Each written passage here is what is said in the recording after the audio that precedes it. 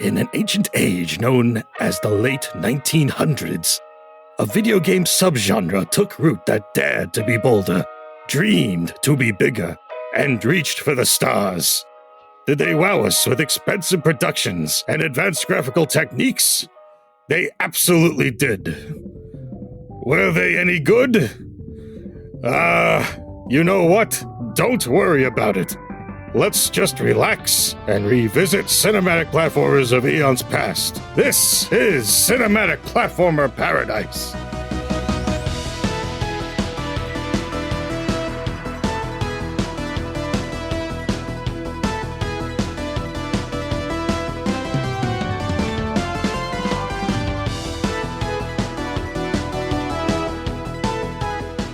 Hello, cinematic people. Hello, the day after Christmas people. It is your boy Dre, and I'm here with Santa Steve. Ho, ho, ho. Who you calling a hoe? I feel like we make that joke every year, too. We gotta. It's tradition. Come on. Well, actually, today's St. Stephen's Day, so that means everyone has to listen to this episode. Isn't it Boxing Day in some countries? Whatever that means. It is Boxing Day in Canada and other similar countries, yes. Do you even know what that is? I don't know what that is. I think it's supposed to be where they box up some smaller gifts and give them to secretaries and things. I don't know. I have a daily customer at work who's in his 90s, and he's from Manitoba, near Winnipeg. And he's told me about Boxing Day several times. I still don't understand it. Maybe this year I'll ask him again. Well, maybe you write it down and tell us about it next time, because Kevin won't. Kevin's going to come on and be like, what do you mean you didn't send me a Boxing Day gift? It's like, okay, sorry. Although I think he'd be making that up. Anyway, we're not here to talk about Boxing Day. We are here to continue our cinematic platformer paradise push. I was trying to come up with another P word. I don't think you should try so hard. We all had too much eggnog. Don't push it. Okay, sorry. Okay, push is the word then. Anyway, we've covered such stuff as Prince of Persia, Another World, aka Out of This World, Flashback, etc. So today we're here to talk about Blackthorne. Wow.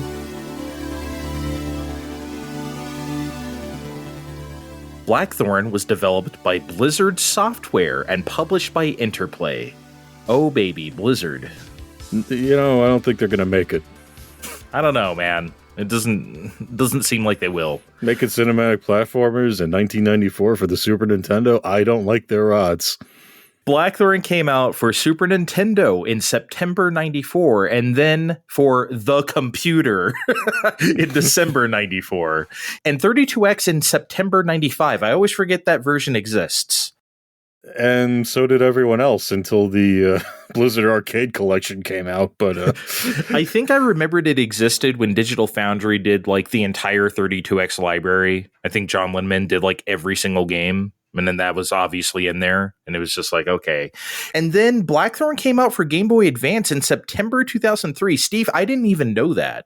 Blizzard put out a good chunk of their earlier Super Nintendo catalog on the Game Boy Advance. It wasn't just Blackthorne. They had like a Lost Viking on there. And I think even Rock and Roll Racer made it on there too. Like, they just quietly made it on to the Game Boy Advance catalog. Like, if anyone wants to buy these, no, I guess we'll keep doing a World of Warcraft.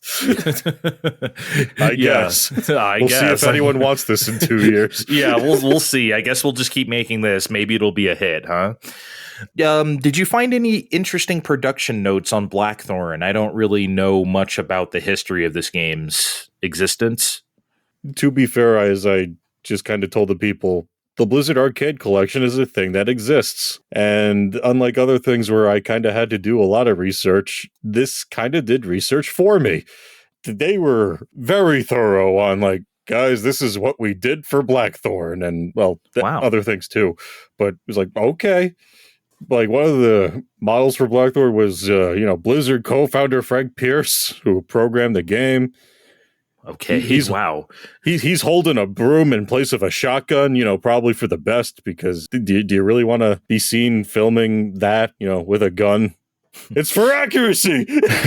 I think I saw some of the rotoscoping for Another World, and I saw the gun thing. They made like some duct taped like fake ass thing, because I bet that's about all they could get away with in France. Like here, we would just use a real gun. Well, here they used a broom. This is still like a plucky young. I don't even think they were called Blizzard at the time they were making this. I think this is their first game where they were called Blizzard, I believe. Oh, yeah. That might have been the case. Mm-hmm. But I'm also digging around, and they said point blank, we were directly inspired by Flashback. I mean, can you tell? I mean that's going to come up later, but another interesting tidbit was that, well, we brought this up before. The Super Nintendo version was made first. This was a Super Nintendo game first and foremost. I know we came on here saying we made this for the computer. No. Blackthorne was made for Super Nintendo. You mean it wasn't made for Amiga or whatever console keeps popping up here? I don't know if there even was an Amiga version. There's MS-DOS. Yeah, there just seems to be a misconception. Maybe it's just me that like Blackthorne was a PC game ported to SNES instead of the other way around. And I get why that would be the case because, you know, considering the other games we've talked about so far, like that feels like it might be the case.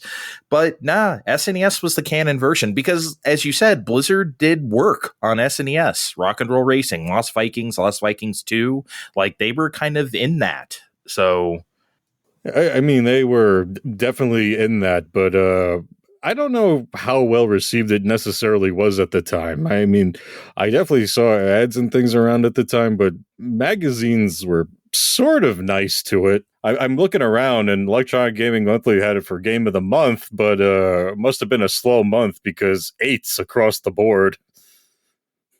I mean, why is that? Is that bad? What are you talking about? I don't know. Usually when I think of Game of the Month, I'm like, man, this is going to be at least a 9.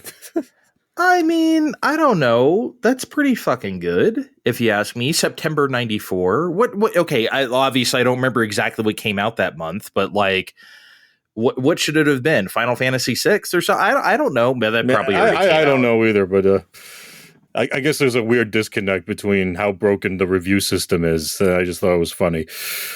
But anyway, I think that's like good enough for Game of the Month. Like I think I said this during Fade to Black. I think they didn't always award a Game of the Month. I think if it was really a slow month, they didn't do it. I think.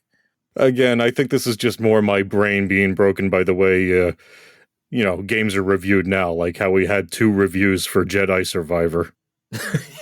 Yeah, and we all had to pretend that was okay. Mm-hmm. Jesus Christ. I mean, Nintendo Power wasn't even doing the score thing, but they're like, man, this plays a little better than other games with this sort of animation, but it still feels a little slow. Yeah, that's the point. I don't think they can feel fast. Otherwise, I noticed there was a tidbit in the magazine ad for Blackthorne. By the way, that's how I knew this game existed. I saw ads in every magazine. But there was a blurb in there after boasting about his shotgun and the creatures you're going to shoot with it and whatever, typical 90s copy. It says at the end, and I quote, "All blasting at you in full motion cinematic animation and digitized sound. So real you'll think you lived it." End quote. Steve, I mean, like they're saying it. I know Another World said this in its Genesis ad too, but now it's like real. People, like you said, with the reviews, people are recognizing this genre as a thing. I mean, better here than in Nosferatu, which I think might have come out around this same time, and people were not digging that as much as this. I don't think people called Nosferatu a cinematic. I mean, like, it's not completely not one. Okay, full disclosure to the audience. We tried to play Nosferatu for this series and we gave up. It's not because it was bad. I mean, we already played bad games on here, but because I don't think this is the vibe right now. I'm not bumping this over like Fade to Black or Blackthorne or anything. Like, sorry. I think we're just going to have to give up on Nosferatu. But speaking of not giving up, what was your experience with this? Because with me, I never saw the Super Nintendo version in stores because I think it might have been people starting to get squeamish around the ratings just a little bit. I think they might have. This might have been that weird time where things were just starting to get ratings and Blackthorne still didn't necessarily have one. I remember seeing the PC one at Sam's Club a lot. I don't believe it has an ESRB rating. It would obviously get a teen or something, surely.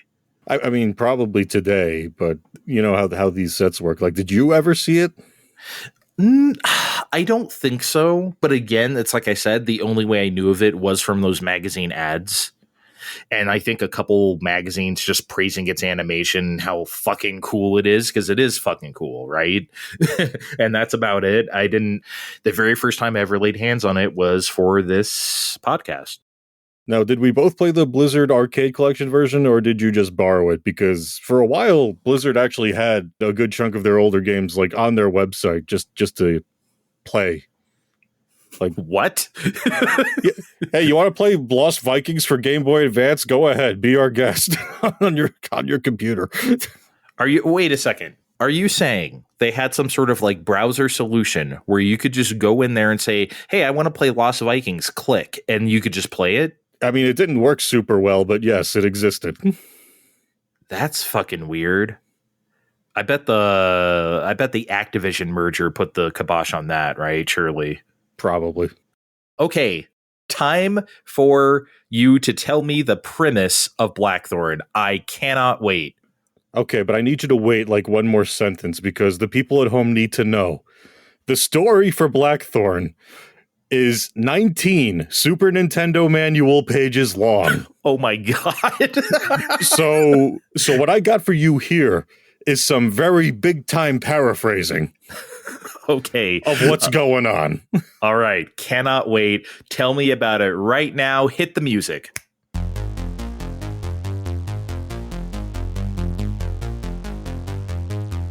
Far away on the planet of Tool, there were two kingdoms, that of Androth and that of Kadrasul. Kadrasul's Emperor Sarlacc sets his sights for Androth and pretty much wrecks them. King Vlaros of Androth, knowing that they are utterly fucked, uses space magic to send his son to Earth for safety until such time that he can save his people. 20-some-odd years pass. Kyle Blackthorne, a real name he's adopted, becomes a renowned military captain and mercenary who, following a court-martial, begins hearing strange voices telling him that he needs to go now. His home planet needs him. No, really, it does. So off he goes, whisked away by the same space magic that brought him to Earth, back to Tool to enact vengeance.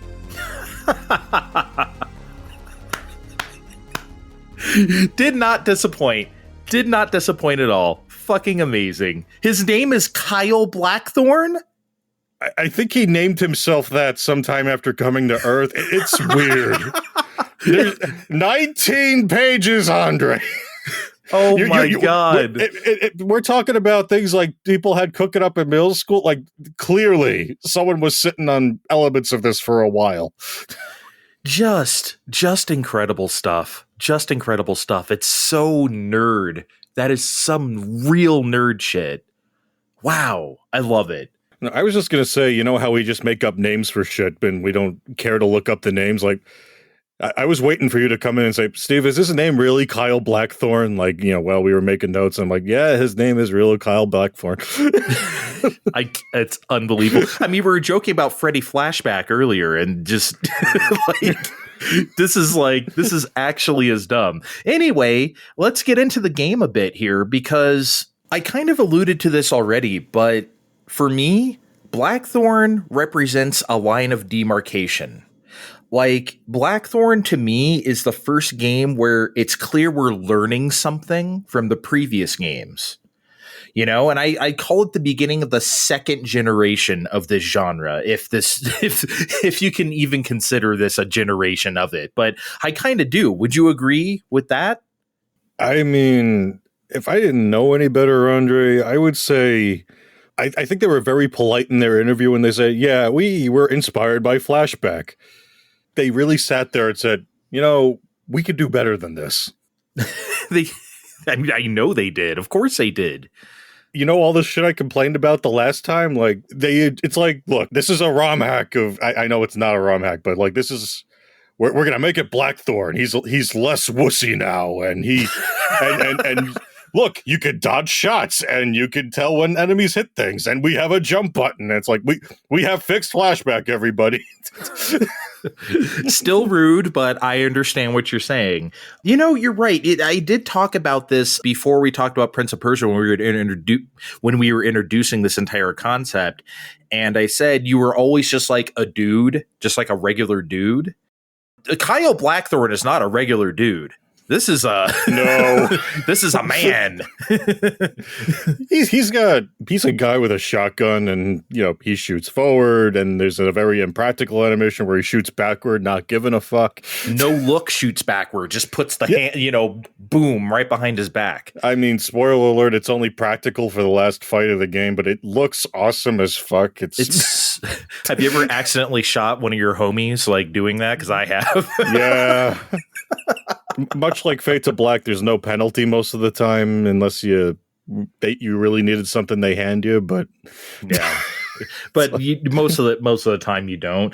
Or the bad guys also shoot him too, which is kind of annoying if you need them alive. But point is, Blackthorne, it's like a mix of everything. Like the reviewer said, you have like that tight level design of Prince of Persia, and you have the gunplay, a flashback, and then you have like the platforming is a mix of both of those games to me. And this is not like Another World, more Dragon's Lair, much more push forward cinematic. This is more cinematic by your own hand, which I appreciate. But anyway, we've been talking controls a lot through this series because cinematic platformers control very unusually.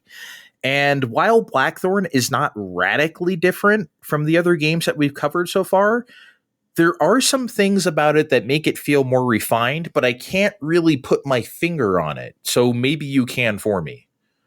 Again, it's not the easiest thing to do unless you're actually playing it, because, again, you still need to put in the time. You're not going to walk in, Contra style, bam, bam, everyone's dead. Hooray, we saved the hostages, Tool is saved. Hooray, Emperor Kyle Blackthorne. You're going to go in, you need to deliberately walk around, but it's pretty clear what Kyle Blackthorne can do. He walks, he shoots. He can also press himself, against the wall, or even just, backward if there is no wall. To me, that's the funniest shit in the world. It's like, yeah, I'm just going to step over here and everything's going to miss. That's so fucking cool, though. It is! It's awesome! He's just standing in the shadows, waiting for you to make that move or to shoot and then just retaliate. That is so badass. It's one of the most badass things to happen on a Super Nintendo, straight up. It's not just badass, it works, because you have these orcs that clearly were going to work their way into Warcraft later, and once you figure out the patterns, you know when it's time to come out and shoot them, and it's very satisfying to just pop out of cover and shoot them and move on to the next part. There's little things that make it feel refined too, and then this is like a small thing, and I don't know if you noticed, because so you hold up to go into cover. You can just press Y to shoot. You don't have to come out of cover, let go of up, shoot, and then press up again. You can just press Y to come out of cover, shoot, and then he'll go back and cover. That is so smart. Yeah. And it's something that like a lot of these other games didn't really do, because not only do they not have cover, that's not the point of those games, but they just don't have the refinement of those kind of controls. I wouldn't say it's acrobatic as Prince of Persia, because oddly enough, nothing really is. I thought we'd see more of that here, but no, anyway, Prince of Persia is really acrobatic. I'd say this still comes close, because further along you move in the game, there's plenty of times where you could risk reward certain jumps, and yes, you still take fall damage, but you can really risk reward that, like, okay, there's bad guys over here, but if I fall, it'll only cost me some damage. I can fall 1.5 Blackthorns. Yes, that's a real unit of measure now. Before I actually take damage. Well, Prince of Persia has that too, though, with its life meter, and I feel like they just took that directly from that. But Blackthorne is also better about it, I would say. It's just like overall as a video game, I just feel like learning the controls was satisfying as it was in Prince of Persia. Like putting in felt rewarding like it was in Prince of Persia overall as a video game. Okay. I mean, I obviously feel that way about Flashback too. but it's also not Fade to Black as in Flashback 2, Flashback also. But, Right. but again, that game is fairly esoteric about the things it wants you to do to accomplish certain tasks, and Blackthorne is not. So jumping around and stuff felt pretty good. But there's also some other things that make it feel more refined, is that one, Blackthorne runs at 60 frames a second. Oh my God, that makes it feel so much more fluid than these other games that just could not. And look, I would never expect a game like Another World or Flashback to run that way. Of course not, right? I'm not saying that they should have. The fact that Blackthorne does also, and I know you're not a frame rate whore like I am, but that's also contributing to fluidity here. You have to admit it. Well, yes, it was, but again, like you already said, that's because we're iterating on this premise. If we were making Blackthorne in 1989, 1990, there's no fucking way. Also, it's funny that you say how esoteric it is, because early on, it's pretty easy to figure out what you're supposed to do. Later on, it gets pretty fucked up, and okay, I'll level with the people at home. For evaluation purposes, I was playing the Super Nintendo version. And then I'm like, oh man, you know what? I kind of want to keep going. So then I turned on the definitive version, and you know what, Andre, for that one, it's just the Super Nintendo version, but it does the one thing that I wanted a lot of game developer people to do forever. They gave me a fucking map to play with. Oh boy, the map. Which, okay, you don't really need them for like the first 2-3 areas, but later on, it's like it's a godsend for people like me. And by people like me, I mean someone who might have to put down a game for a few hours and not necessarily remember what part of a labyrinthian level they're in. My most controversial take in video games is that it's fun to get lost. You don't need no damn map. I mean, you keep saying that, but it's true, man. I didn't really. I don't know. I didn't miss it really. That is cool that they have that. Of course it is. I mean, Oh, okay. I kept giving the other versions a whack, and by the other versions, I mean I tried the 32X version, which they call the 32-bit version on this set. I'm like, oh, they weren't allowed to say 32X. Okay. I'm like, what? Because I wasn't entirely familiar when I was first doing this project either. Like, oh, did they make a PlayStation Saturn version at the time? Because I know Lost Vikings 2 was on PlayStation Saturn. Maybe Blackthorne made it on there too. Not in the US, because Sony said no to 2D. I'm like looking it up later. I'm like, it's on 32X. They're calling the 32X version the 32-bit version. And Andre, this is pathetic. They made pre-rendered versions of the characters like Donkey Kong Country. Oh no. And then stuck them onto the 16-bit environments that already existed. It's jarring as fuck. That sounds really bad. And speaking of sounding terrible, the musical cues and sound is also very terrible. Which is to say, for the most part, all these games are pretty much the same underneath, like across versions. Like you could even share your passwords across versions. Like you can take your Super Nintendo version and bring it to the Game Boy Advance version and bring your password to that and show up at the same point. It's a very efficient port job across all these games. That's super cool, actually, that it works that way. So if you were to get it for the computer, you can just put in your Super Nintendo password. Yeah. That's crazy. That's actually really cool. Yeah, I think I'm kind of out of things to say about Well, okay, I have one more thing. that I want to bring up to you that I've noticed at this point of playing so many of these games. I think it's really interesting that the European games like Flashback and Another World, these are these like dark Blade Runner sci-fi ass adventures, right? They were on some real nerd shit. But when the Americans at Blizzard made Blackthorne, they went for some real heavy metal type shit, like literally the magazine Heavy Metal or the 1981 animated movie Heavy Metal, like that, I just think that's a really interesting contrast between our two. I mean, clearly they were inspired by movies and things of the time, and like Ifis has usually suggested earlier, they were probably also inspired by, like, okay, I think Lester's a little more capable than Freddy Flashback. But they were probably like, "Oh no, I can't jump across this platform. Oh no!" Like, I feel like in Blackthorne, when you fail, it's like you failed Kyle Blackthorne a little bit, not the other way around. And it's like you have all the moves you're supposed to have in Blackthorne. I feel like that's what's going on here, and they wanted to make the character reflect that. That is true. I didn't even think about it from the character aspect of why, Kyle Blackthorne is this very video game ass character, and the other ones, like you said, Freddy Flashback and Another World Johnny or whatever, is like just guys. Okay, I know we've been ranking all these. This is on the top. I'm not even going to ask you. This is better than Prince of Persia. It's better than all the games we played so far. No, number one. And if guys at home, it's the day after Christmas. Odds are pretty good. It's $10 on the eShop right now. Go get it. Definitely. The whole set. Have yourself a Merry Christmas, and you can play this. And Lost Vikings is go get it. If it's on Steam, I'm gonna definitely get that. I don't know why it wouldn't be. Yeah. I don't know. They're weird about stuff sometimes. You know that shit goes. Might be on Epic Game Store or some bullshit, right? So, right.